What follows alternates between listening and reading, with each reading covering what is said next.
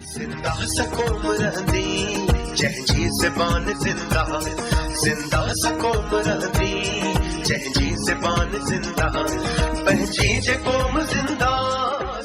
जिंदा सकूम रहंदी जंहिंजी ज़ुबान जिंदा, पंहिंजी जे क़ौम जिंदा, सारो जहान जिंदा।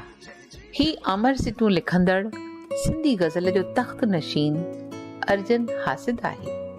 अर्जन हासिद अहिड़ो शाइर आहे जंहिं न सिर्फ़ सिंधी गज़ल खे पर गज़ल सनफ़ खे मथां दर्जो अता कयो आहे। अर्जन हासिद शाइरीअ में अलॻि अलॻि मंज़िलूं तय कंदे अहिड़े मक़ाम ते रसियो आहे जिते पहुचणु हर शाइर जो सुपिनो हूंदो आहे। अर्जन हासिद जो जनम 7 जनवरी 1930 ते कराचीअ में थियो। हिन जो जनम चेटूमल ईसराणीअ जे घर थियो।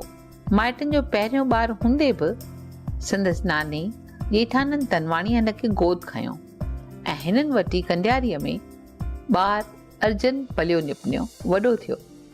1942 में क्विट इंडिया हलचल ॿार अर्जन जे मन ते वतन लाइ हुब जो जज़्बो जाॻायो ऐं हू राष्ट्र शेवा दल में शामिल थियो। जल्दी कंडियारी स्कूल जे शेवा दल जी शाखा जो नायक बि थी वियो। आज़ादी त मिली पर सिंधी हिंदुनि लाइ लॾ पिलाइण जा दर्द बि साण खणी आए।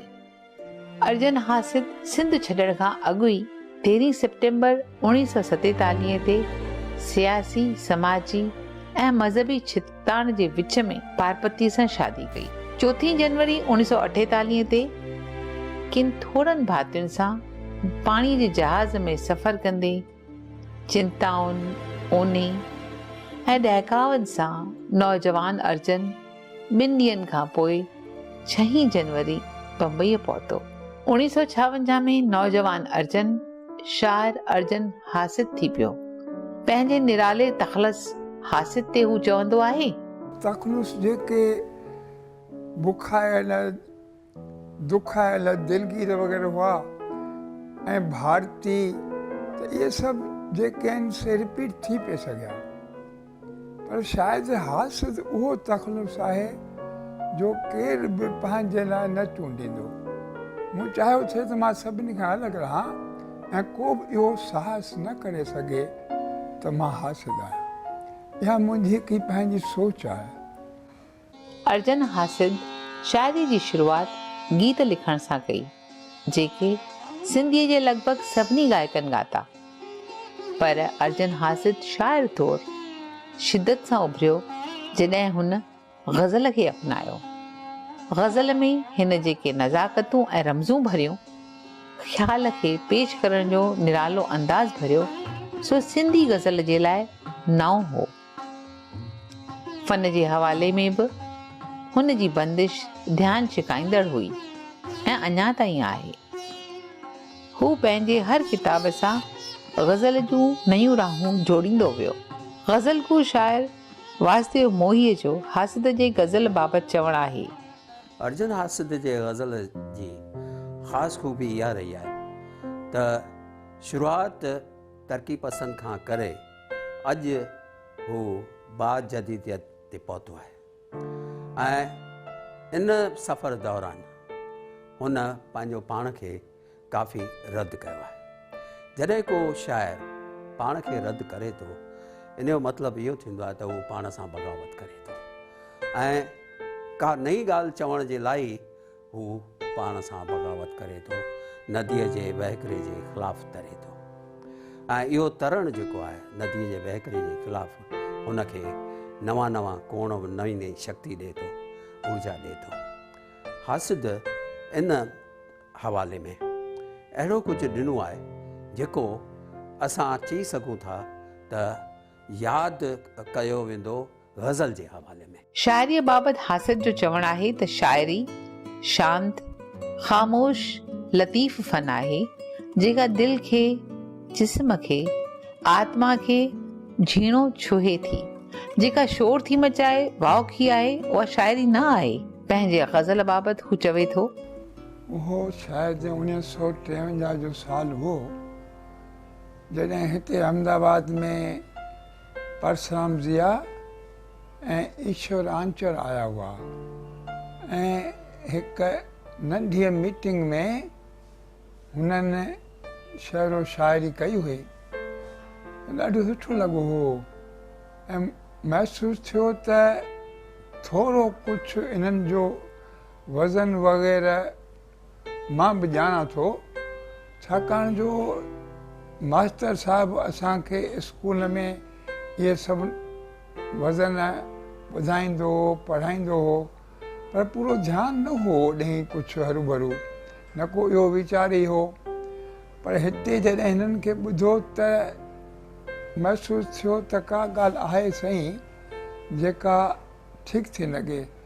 त सचपच 1954 खां ई शुरू थी, पर 1956 खां पोइ मूं लाॻीतो लिखंदो रहियो आहियां ऐं उन खां पोइ मुंहिंजा साहुरा हुआ अजमेर, त उते बि पियो अचणु वञणु थींदो हो ऐं गोवर्धन भारती बि रहंदो हो अजमेर। पोइ हिन जे संगत मां बि मूं छंद विद्या खे पिरायो। हुन जा लफ़्ज़ ॾाढा मिठा मिठाज वारा ऐं छंद विद्या ते हुनजो पूरो अबूर हो। त उन्हनि मूंखे थोरो थोरो अलॻि अट्रैक्शन थियणु लॻो त हीअ का चीज़ ई का ॿी आहे। त इन करे छंद जी पूरी ॼाण हिन वटां पई ऐं इन खां पोइ त आहिस्ते आहिस्ते नारायण श्याम सां दोस्ती थींदी वई ऐं उन मां त घणो कुझु पढ़ायो।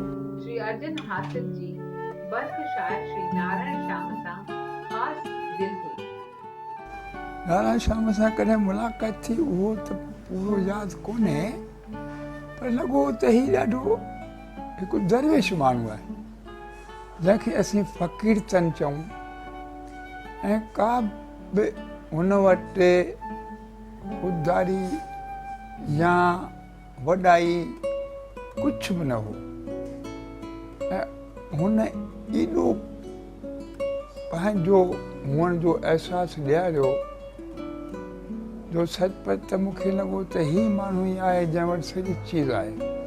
बर्ख नाटक नवीस ऐं अदीब डॉक्टर प्रेम प्रकाश अर्जन हासिद जी शुरूआती जीवन ऐं शाइरी लाइ चवे थो, पर ही शख़्स ॿाहिरियां तोरे अंदरां हिकु सरल ऐं सहज ज़िंदगी जीअंदड़ शख़्स आहे। पहिरीं इहो भुलूं न त शाइर केॾो बि वॾो हुजे पर हू पाण पंहिंजी निजी ज़िंदगी में हिकु माण्हू ई हूंदो आहे। पर ही हासिद हिकु गैर रवाजी बेचई आम माण्हू ई चइजे। अर्जन हासिद हिकु सादो सिधो इंसान आहे, छल वल खां परे। पंहिंजे बारे में इन हिकु हंधि लिखियो आहे त हू निहायती ख़ुददार शख़्स आहे। इंसान तौर ख़ुददारी बि ईअं आहे। मां तव्हांखे साफ़ चवां त ग़रीबीअ जा ॾींहं ॾिसण खां पोइ सचपच त हिकिड़ी ख़ुददारी कंहिं में अची वेंदी आहे, कंहिं में हरू भरू बि कमज़ोरी अची वेंदी आहे। त मूं में हिकिड़ो शाइर आहे, इन करे बि शख़्स तौर मूं वटि ख़ुददारी आहे ऐं कस खाई वेंदुसि पर हरू भरू बि पाण खे कमज़ोर महसूसु करणु न ॾींदुसि।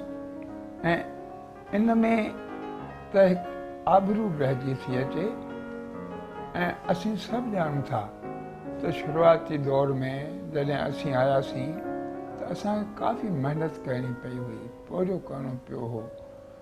त इहे ॿ चीज़ूं आहिनि त उन हूंदे बि असीं पाण खे कमज़ोर न बणायो त इहा ख़ुददारी आहे। अर्जन हासिद खे 2004 में सिंध वञण जो मौक़ो मिलियो, ॼण खे सुपने जे सच थियण जो अहसास हो। पाकिस्तान ऐं हिंदुस्तान जी अणबड़त चङो वक़्त खां हलंदी आई, पर उन खां पोइ लॻभॻि 2004 में हालतूं सारायूं थी वयूं ऐं पहिरीं सिंध जी डेलीगेशन भारत में आई हुई ऐं उहे एॾो सुठो मैसेज खणी आया ऐं हुननि एॾी सिक ॾिनी ऐं ईअं बि चयो त असीं चाहियूं था त तव्हां बि कॾहिं अचो सिंध में। ऐं इन चीज़ असांखे एॾो सोचण लाइ मजबूर कयो।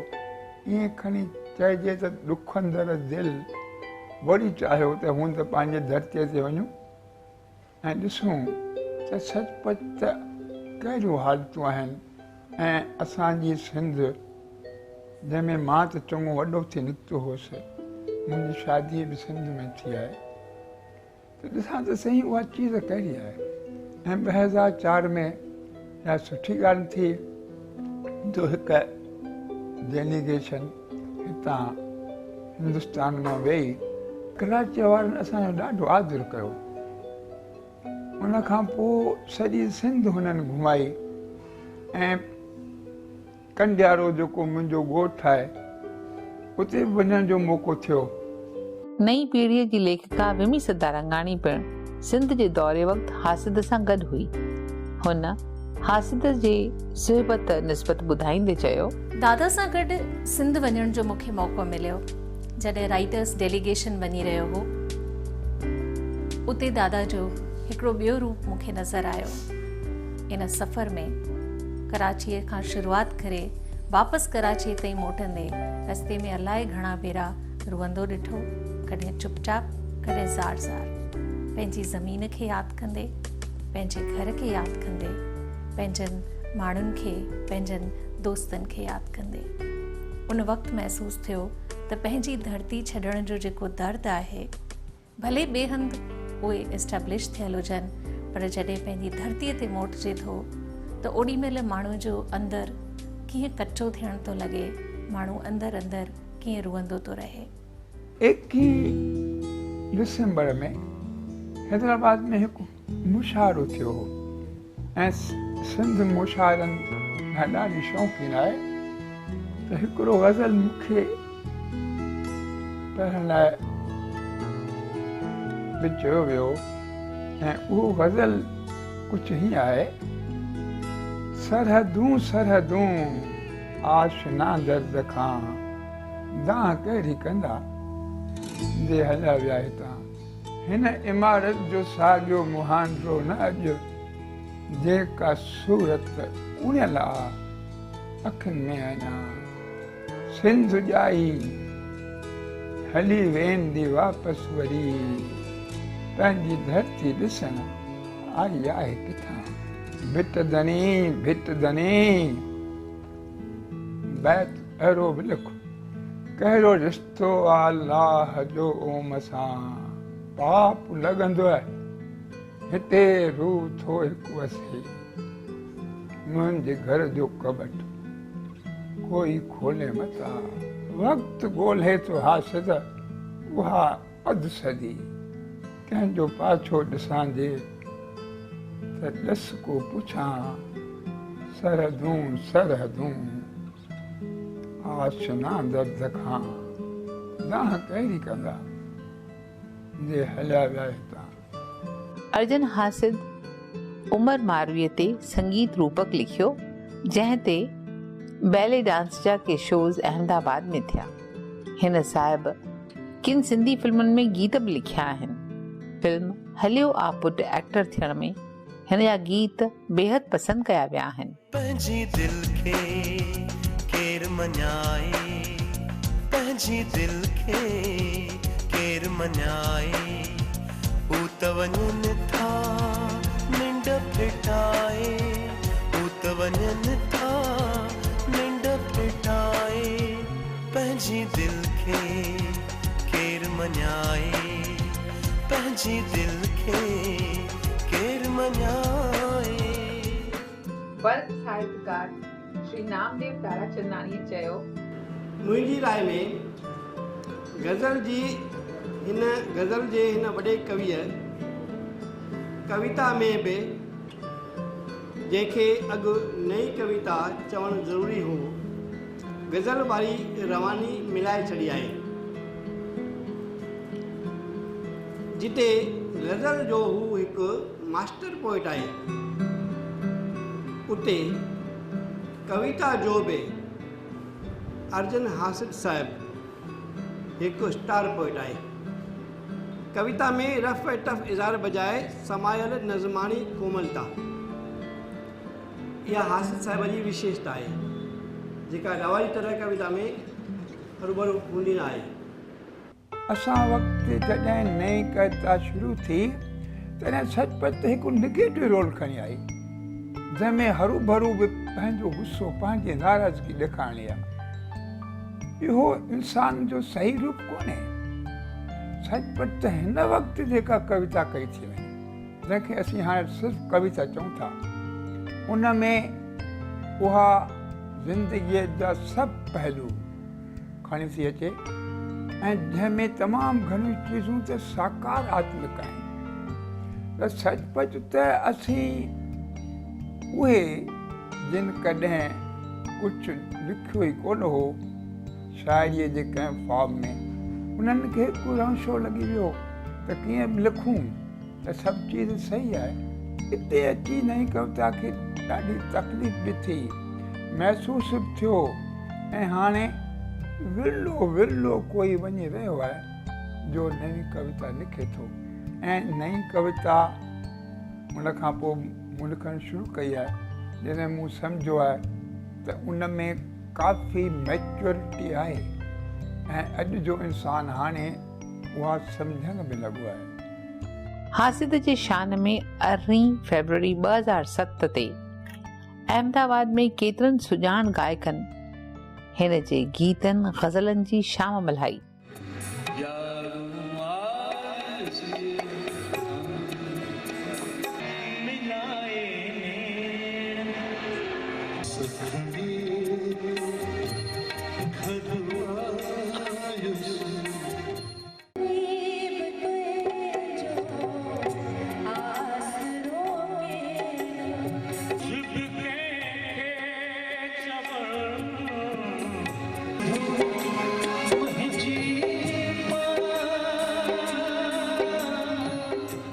अॼुकल्ह शाइरी घटि पढ़ी थी वञे पोइ बि दुनिया जे सभिनी ॿोलियुनि में शाइरी जा किताब काफ़ी अंदाज़ में छपजनि था। शाइरीअ जो को समाजिक रोल आहे या न इन बाबति हासिद मञे थो। शाइरी जो सामाजिक रोल जेकॾहिं आहे त आहे बि जे न आहे त न आहे बि। सचपच त जेकॾहिं ॾिसंदा त 75% शाइरी त नारेबाज़ीअ वारी थी आहे जंहिंमें सामाजिक रोल त हूंदो ई हूंदो आहे। अर्जुन हासिद जी सिंधी ॿोली जे तहरीक में सरगर्म हिसेदारी रही आहे पर अॼु सिंधी ॿोलीअ जी हालत ते चिंता ज़ाहिर कंदे हू साहिब चवे थो शुरूअ में ई सिंधीअ जो जेको तहरीक हलचल वांगुरु शुरू थी हुई तंहिंमें असांजनि दोस्तनि कीरत बाबाणीअ गोबिंद मालीअ ऐं उत्तम साहिब ऐं पोपटी हीरानंदाणीअ जो वॾो रोल रहियो ऐं असीं अञा एतिरो मैच्योर ई कोन थिया हुआसीं उसरिया ई कोन हुआसीं पर असांखे लॻो थिए त सिंधी ॿोलीअ खे बरक़रार रखण लाइ इहो ज़रूरी आहे त असां कंहिं नमूने कंहिं तरीक़े सां सोचींदा पंहिंजनि सिंधी भाउरनि खे इहो ॿुधाईंदा हलूं त विरहाङे खां पोइ तव्हां एतिरा लाचार कोन्हो।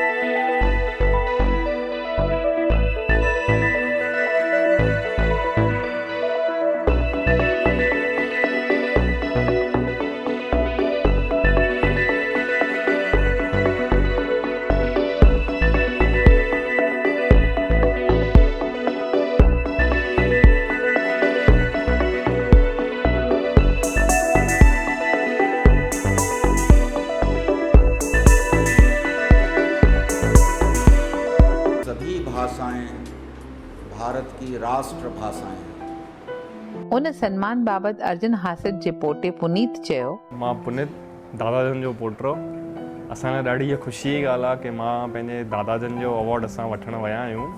हूअं आम तर हिकु पेरेंट्स पंहिंजे ॿारनि जो अवॉर्ड वठणु वेंदो आहे। असां लाइ ॾाढी ख़ुशी जी ॻाल्हि आहे इहा। असां हिन फैमिली ॾाढी ॿारनि लाइ ॾाढी ख़ुशी जी ॻाल्हि आहे असां विया आहियूं पंहिंजे दादाजन जो अवॉर्ड वठणु। वेझराई में अर्जन हासिद कहाणियूं लिखणु शुरू कयूं आहिनि। कहाणियूं लिखण बाबति ॻाल्हाईंदे हुन साहिब चयो त कहाणीअ खे बे हिकु मैचुअल लैंग्वेज जी ज़रूरत आहे। असांजा केतिरा कहाणीकार कहाणी त लिखनि था, पर लॻभॻि जेके इंटेलिजेंट नेविन ते हुननि खे चवणु घुरिजे, लफ़्ज़नि मां घणो कुझु महसूसु कराइणो हुजे पंहिंजनि पाठकनि खे, ईअं असुलु कोन करे सघिया आहिनि। लॻभॻि डिस्क्रिप्टिव कहाणियूं थी ॾिसी वञनि, पर अॼु उन्हनि जी ज़रूरत कान्हे। ॾिसणो इहो आहे त इन्हनि में केतिरो सोचण जेॾो बि आहे। तव्हां हिकिड़ी ॻाल्हि महसूसु कयो, मुंड खां वठी साहित्य जो हिकु असूल आहे to read between the lines. ॿिनि लाइन्स जे विच में लिखियलु छा आहे जेको उते कोन्हे, ॿिन्ही लाइन्स में कोन्हे, पर ईअं पढ़ंदे ईअं महसूसु थो थिए त हीअ ॻाल्हि त हीअं पियो अथव जेका उते त आहे कोन। त इहा हिकु चीज़ जेका आहे सा साहित्य जी मुख्य चीज़ आहे।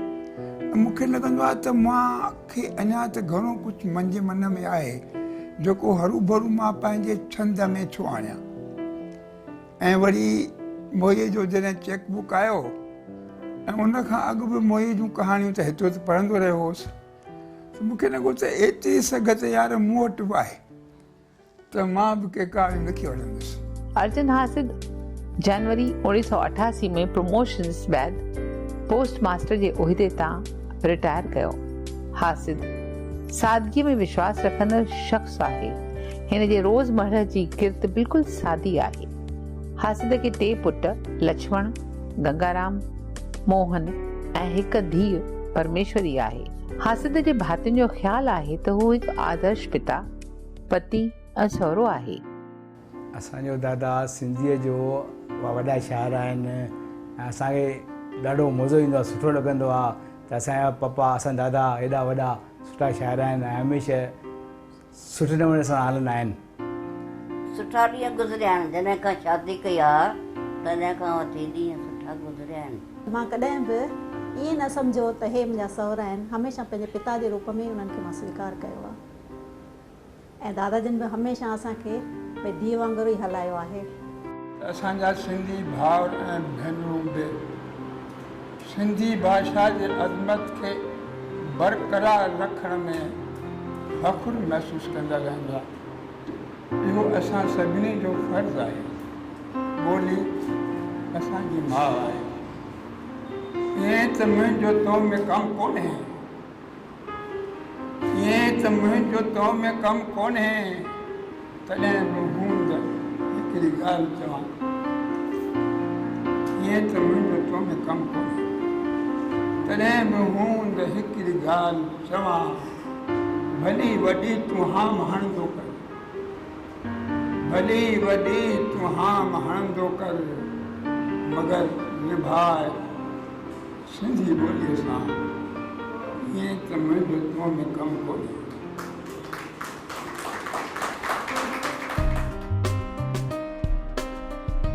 सुञाण मूं खे मां सुपिनो आहियां, घिटीअ जे मोर ते गॾिबो आहियां, चुंझूं अखियूं ही ॾिसी वठासीं न पुराणो सिंध जो